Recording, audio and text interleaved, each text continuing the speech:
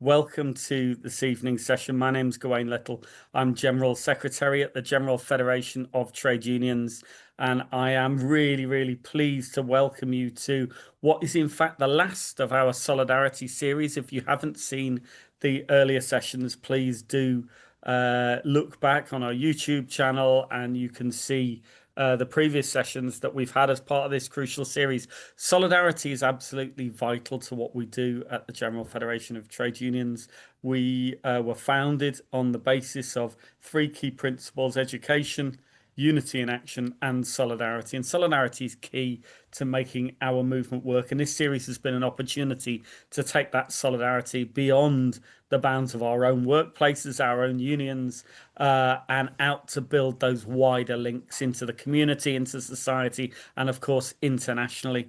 And it's on that note that I'm really pleased to welcome our guest speaker for today, Jackie Simpkins. Jackie is the Trade Unions Officer at War on Want, an absolutely crucial campaign that builds solidarity in so many different ways. Jackie's role is to link and draw parallels with the issues that affect partners in the global south with those that we face in the global north. War on Want's partners are primarily unions, workers' associations, and community groups. And one of the key audiences in the UK is the labour movement. So this connection between the GFTU and unions in this country on War on Want and the fantastic work it does with its partners in the global south is absolutely crucial. As Jackie says, international solidarity is easy to say, but when you see firsthand how important a union is for giving voice and representation to some of the most vulnerable workers in the world, you realise it's much more meaningful than that. And she's currently working on supply chain issues in the garment industry and tax and how that fits into the umbrella of a global Green New Deal. So lots there to connect together. We're really pleased of the partnership we have with War on Want, and we're really pleased to welcome Jackie here today. So without further ado, Jackie, over to you.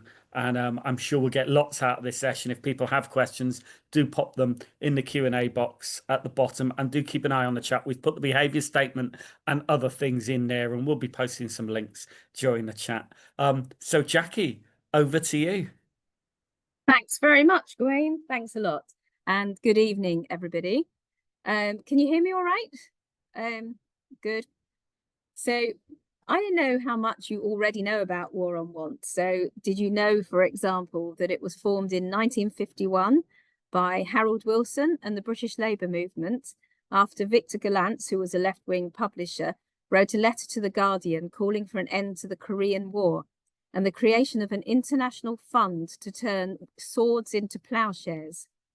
And all those in support were to send a postcard to Gollancz with the simple word, yes.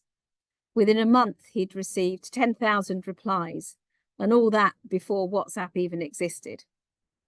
And Harold Wilson was then an up-and-coming young Labour Party politician and who had a bit of an interest in world poverty. He read Gollantz's letter, and in the following year drew up a report entitled War on Want, a Plan for World Development. Wilson later claimed to have thought up the phrase War on Want while he was in the bath, and it was he who coined the phrase, the only war worth fighting is the war on want. And I think probably that phrase is even more relevant now than ever before. So our basic premise is that poverty is political, and it's the result of decisions made by those who hold power, governments and corporations, and a broken or arguably rigged economic system which generates increasing wealth and power for elites at the expense of the majority of people on this planet. And central to how we work is the belief that to tackle poverty, you've got to tackle the root causes. And the reason that people are poor is not because of a lack of resources or the lack of a quick technical fix, but because of the political decisions that corporate and political elites take to maintain their power and wealth.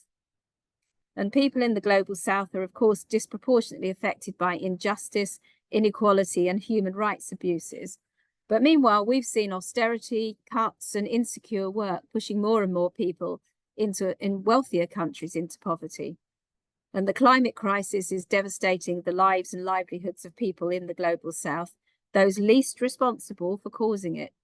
So the most effective way to end poverty is to take collective action and to challenge the structures of inequality and injustice.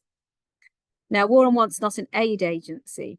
We work directly, as Gawain said, we work directly with inspirational grassroots groups of people. So that's trade unions, workers' associations, community groups, and who are on the front line of the battle against poverty and injustice. And we believe that the power to create transformational change is rooted in the ability of those most affected to create change. And we run hard-hitting campaigns with the aim of raising public awareness through campaigning and political education in the UK, which seeks to join the dots to tell the wider story of how and why poverty, global inequality, food insecurity, and now, of course, climate breakdown are interlinked. And our aim is to bring together what we call the local and the global.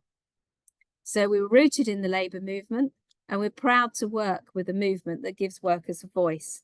And at a time when workers require more representation and protection against unscrupulous employers than ever before, trade unions have a critical role to play, not only in safeguarding workers' rights now and for the future, but also as the world's largest social movement that's been central to winning many of the social gains we most treasure. And it's a movement where internationalism and solidarity are the most important words in the vocabulary of working people. If we think back to the P&O ferry scandal, where workers in good unionised jobs were dismissed, tossed aside for cheaper, underskilled labour, and it's a stark example of why we cannot trust big corporate operations to do the right thing. We need workers' rights enshrined in law to protect every worker. So we're quite looking forward to the Employment Rights Bill. Anyway, and more of that later. But like the labour movement, our campaigns cover a number of areas like trade, corporate accountability, labour rights and supply chains, food systems, land rights, climate justice, and of course, justice for Palestine. And for us, we don't see these as separate siloed issues. They reflect the fact that poverty and inequality are both political. And I'm going to touch on a few of those things tonight. So if we just take food as an example, so we have partners around the world in Morocco, Kenya, Sri Lanka, and Bangladesh, as well as grassroots organizations in South America who are part of the food sovereignty movement. Some of you may have heard of La Via Campesina, that have been fighting for decades against the corporate agricultural model. And the aftermath of the pandemic and the climate crisis have campaigned with other more long-term structural issues affecting the food and agricultural sector in the global south. And the pricing crisis is, of course, one of the biggest problems that face smallholder farmers.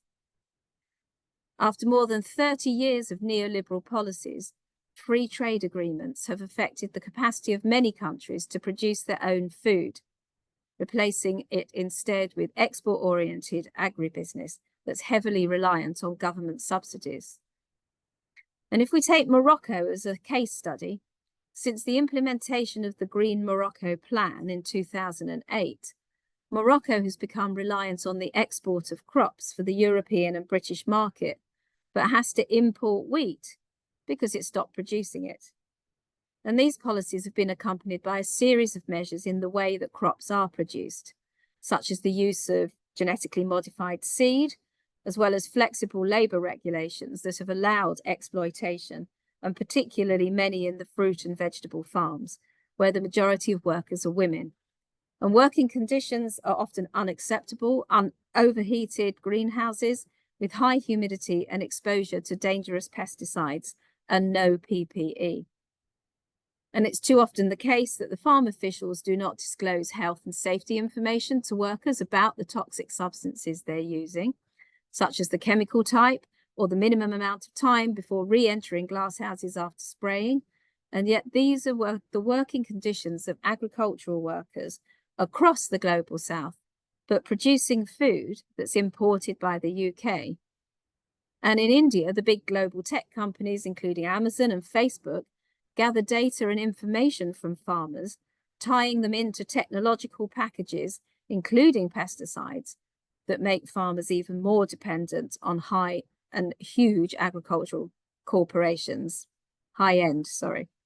So specific policy decisions that directly affect other countries include the double standards applied by countries like ours, like the UK, on the regulation of pesticides. So whilst highly hazardous agrochemicals are prohibited at home, corporations in the UK, like Syngenta, that produces the pesticide paraquat, are exporting those same pesticides to countries in the global south. And of course, food and agriculture is huge in the debate about climate justice and a Green New Deal.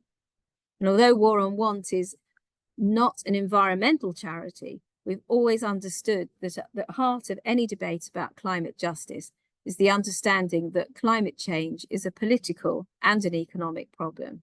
It's never been purely environmental. It's a crisis that we can see unfolding in front of our very eyes. So killer floods like we've seen in Texas, fires and heat waves in every corner of the world, and lives and livelihoods destroyed. So half the world's population, that's 3.5 billion people, lack access to electricity or clean cooking facilities. And that's the same half that's locked into poverty, denied access to public services such as health and education. 2 billion people go hungry, and 2 billion people are without access to fresh water, and a further 1.6 billion lack decent housing. Yet we can feed the world 3 times over, but we have 2.5 million people using food banks in the UK and billions going hungry globally. So, not fun fact, did you know that there are more food banks in the UK than there are branches of McDonald's?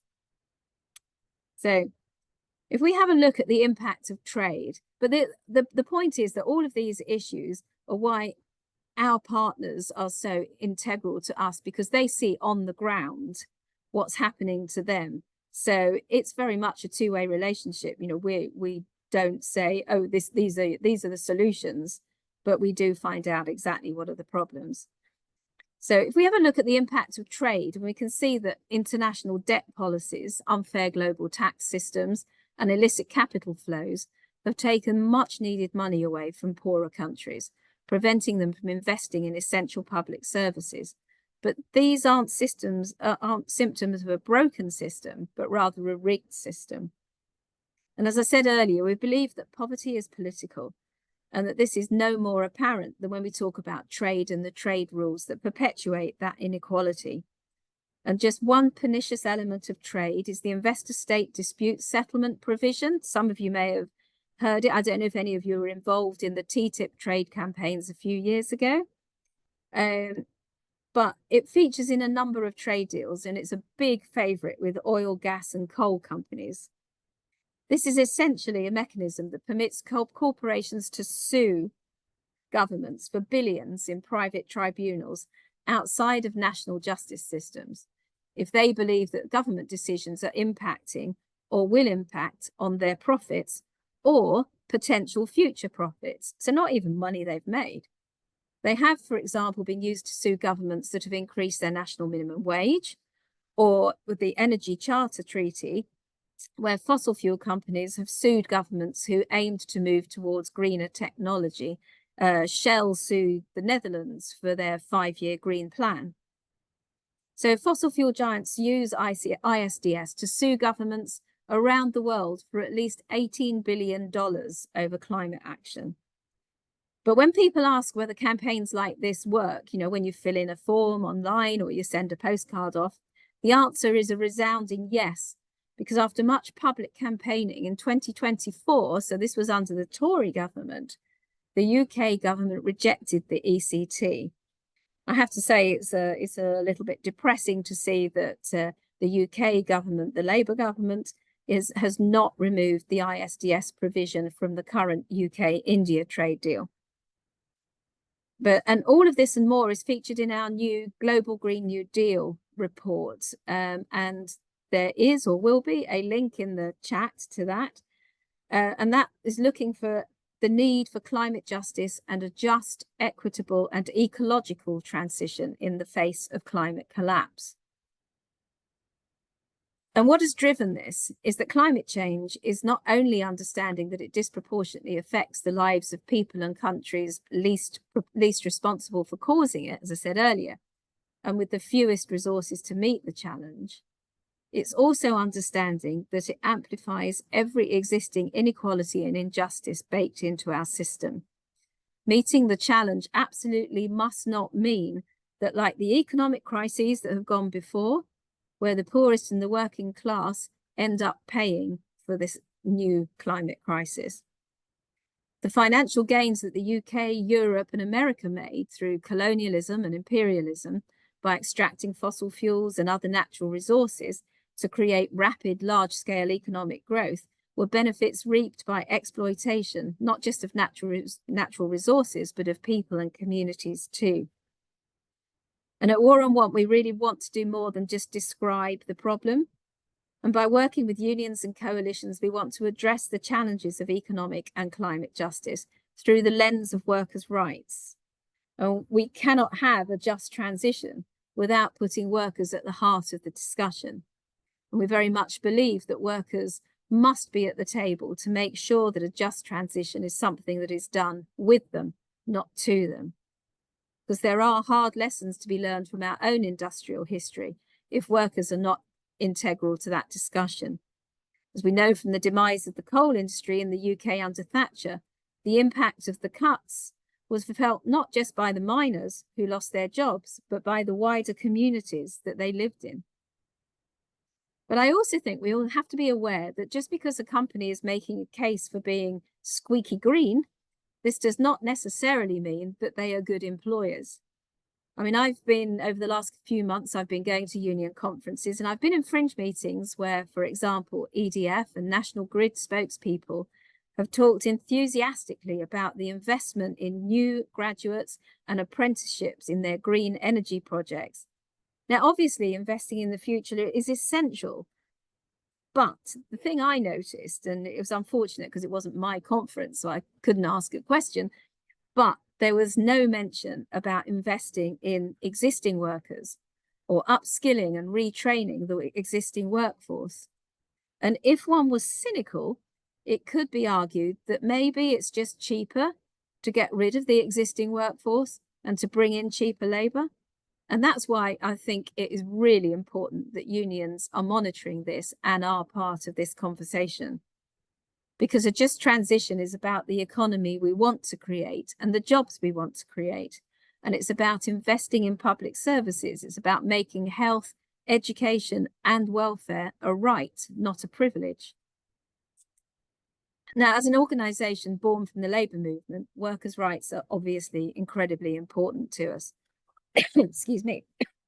And we should be clear that while global companies, whether they're energy giants or high street fashion brands, are keen to point to the thousands of jobs that they've created, without ensuring that the essential rights of workers in their supply chains are protected, this isn't actually decent work, it's exploitation.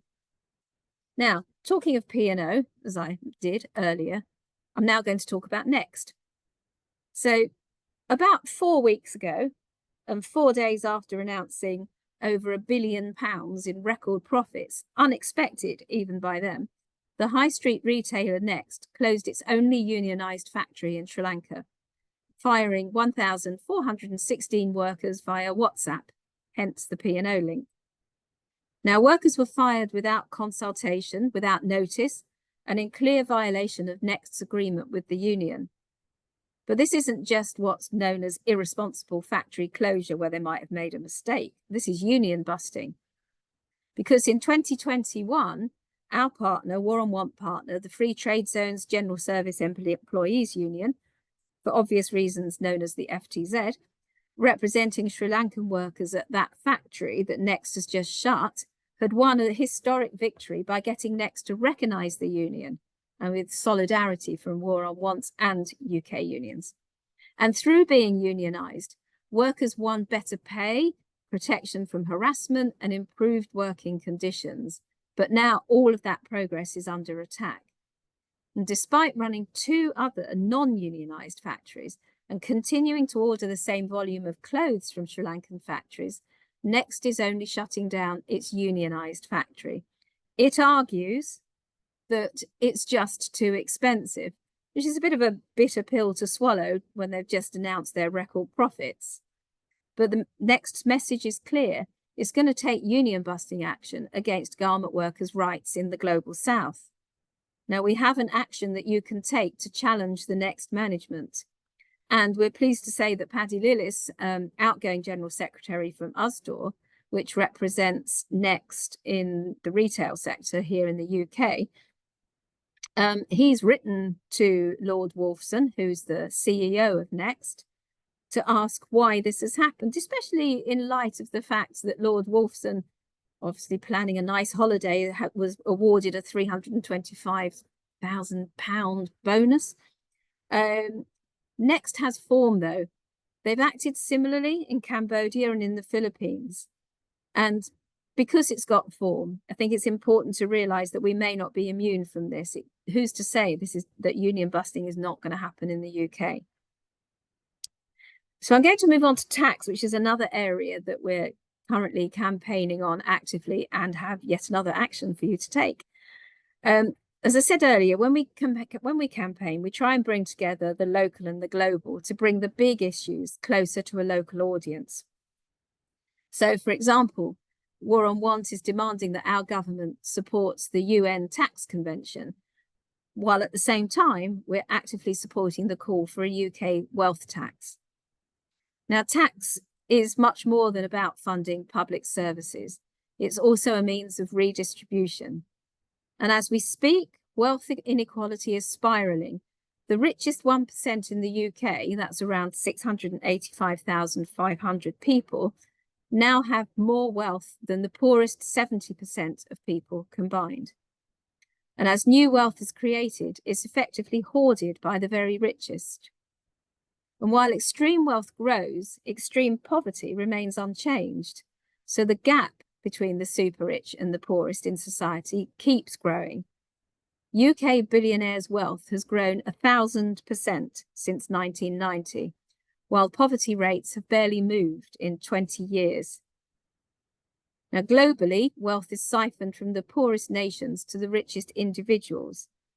In 2023, the richest 1% of people in global north countries, including the UK, extracted £22.3 million every hour from the global south. And meanwhile, public services crumble. Every pound is stashed in a billionaire's offshore account to avoid paying tax is a pound not spent on the public good. So schools and hospitals, for example. And as the UK government, our UK government, cuts billions from welfare payments and international aid budgets, wealth at the top continues to surge. So we need to tax wealth. But the UK tax system is currently doing the opposite, heaping higher taxes on workers' wages, so 20% on income between £12,000 and £50,000, than on billionaires' assets, 0%. And a wealth tax is popular. 3 in 4 people in polling results in the UK support taxing the super rich to fund public services. And despite what right-wing think tanks and billionaire-owned newspapers claim, there's very little evidence to suggest that the super rich will flee the UK if asked to pay their fair share of taxes. So when Norway, for example, raised its wealth tax, only 0.01% of the wealthy left. And Spain and Switzerland have also maintained successful wealth taxes without driving out billionaires. And also we can use those wealth taxes to prevent tax dodging. So for example, I mean, the UK loses £40 billion to tax dodging every year. And yet a tax of just 2% targeting those with over £10 million in assets would affect around 75,000 people. That's 0.1% of the UK's population, or roughly the population of Woking. So to put that into perspective, on an average UK salary of £37,430 a year, it would take 267 years to save £10 million, and that's if you didn't spend a penny of it. So 75,000 people is a relatively small number, making enforcement easier, ultimately limiting tax dodging, especially if the UK government used some of the tax revenue to properly fund HMRC to carry out this work. And I'm sure PCS would be extremely pleased with that. So, given the extreme economic, environmental and political harm caused by the super rich, just think Rishi Sunak and helicopters, there are also proposals that the UK government should create a tax policy which puts an upper limit on individuals' wealth, an extreme wealth line as opposed to the poverty line, and that's being proposed by the New Economics Foundation. As I said, the UK government must also back efforts to build a fairer international tax system by supporting the UN Tax Convention, which is currently being negotiated at the United Nations. So in November 2023, the UN General Assembly voted for a game-changing resolution to develop a UN tax convention, a rare chance to tackle tax dodging worldwide and rebalance power in the global economy. It aims to clamp down on tax dodging, making big corporations and the super rich pay their fair share back to the communities and countries they live and operate in. So did you know, another fun fact, Amazon paid £0 in UK taxes in 2022. And each year, around $1 trillion of corporate profit is hidden in tax havens. While details are still being negotiated, the UN Tax Convention is likely to include measures making corporate tax dodging easier to spot, excuse me, and could potentially enable wealth taxes on the super rich and carbon taxes to make big polluters pay for their climate-wrecking actions. But at the very least, we should have country-by-country reporting. You pay your tax where you earn your money.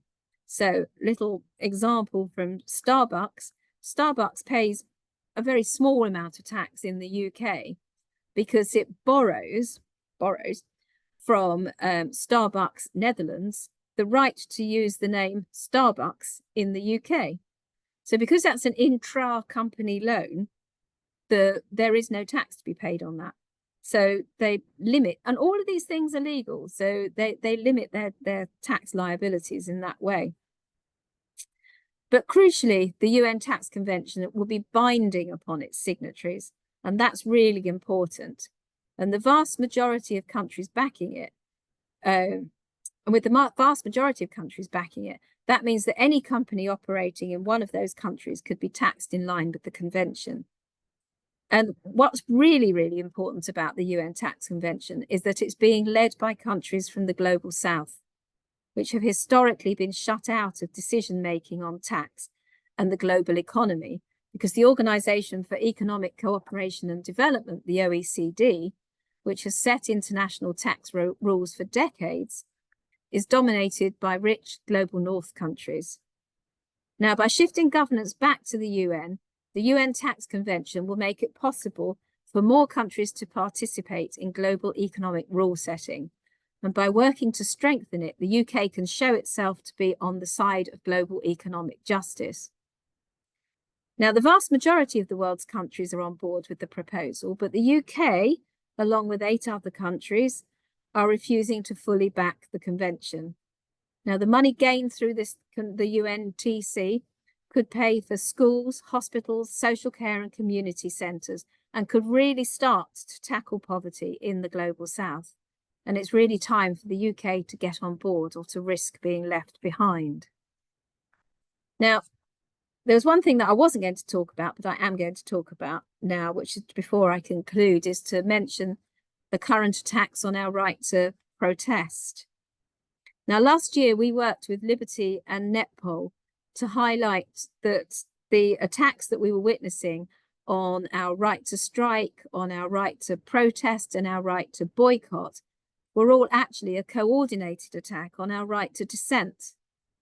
And it's a bit sad to see that things don't seem to be getting better. But what we want to show is that change has only come about through ordinary people, you and I, building power. And protest is key to how we win on the issues that matter, whether that's picketing AGMs of corporations that don't respect workers' rights, taking strike action, or protesting about the genocide taking place in Palestine. And we can see the impact of protest going right back to the Grunwick strike through to the present day climate protests. The right to assemble, which allows us to peacefully protest, is vital to any democratic society. It's enshrined in law through Article 11 of the European Convention on Human Rights and enacted through the UK's own Human Rights Act. But right now, we're witnessing major attacks on our right to protest. Now, at War on Want, we are a charity, we are political, and we will push that as far as we can with the Charity Commission. And we're confident with our mission statement and the fact that poverty is political is true, that we are fine to be on so many protests because we think it's the right thing to do to show support. But these are tough times for movements, and we see a lot of reactions where people are actually asking whether or not it's illegal to protest in this country. The answer to that is, of course, no, it's not. We have to adapt in the face of attacks, but we can't let them have what they want, which is to close the space for democratic participation. So to conclude, let's be clear, the global economic model has failed working people everywhere and their families. So solving the global cost of living crisis must not be at the expense of the poorest in the world, those least responsible for it, and yet most impacted. And neither can it be paid for by working people in those unsustainable industries and their communities. So what we need to do is to build our movement of movements, and working people need the protection of a union now more than ever. And we have to be more than our individual sum parts. We must be bold and radical about the world that we want to create. We must have demands that connect with people's lives, such as warm homes or homes, and good, well-paid jobs, and not just the minimum wage. And we must defend the right to protest. If the state wants to divide us into legal or illegal protesters, then we must work in solidarity across movements. And at War on Want, when we talk about solidarity, we mean real international solidarity across borders, as of course the crackdowns we see here in the UK are part of a wider trend of attacks on movements. So you probably will have read about the attacks in Bangladesh last year where trade union leaders were being killed just for protesting and just for being trade union leaders. And also the securitization of civic space around the world. So it's the time for us to be making those connections nationally and internationally and truly practicing the old mantra of the trade union movement, which is as true today as ever. An injury to one is an injury to all. We know change is coming. The only question is what kind of change and who will pay the price. So we have the solutions. We know it can be done. We must use our power to make the politically impossible the politically inevitable. So I hope this has given you some food for thought, and we'd love you to get involved. To say there's some actions you can take that I think Ben has been putting in the chat. And there are always lots of things that you can do. So you can affiliate your union to us at branch, regional and national level. The majority of unions are affiliated to us at national level. But, you know, we're a cheap date, £25 for a branch. You can join us as an individual member, take campaign actions. Old school postcards still work, but emails and social media are, of course, pick up there. Sign up for our events, organise talks with guest speakers or films. We have a few on YouTube. And also pass resolutions at your union conferences to support our campaigns. You can find all the details on our website, which is waronwant.org. And thank you very much for listening. And if there's any questions, I'll do my best to answer them. Thank you.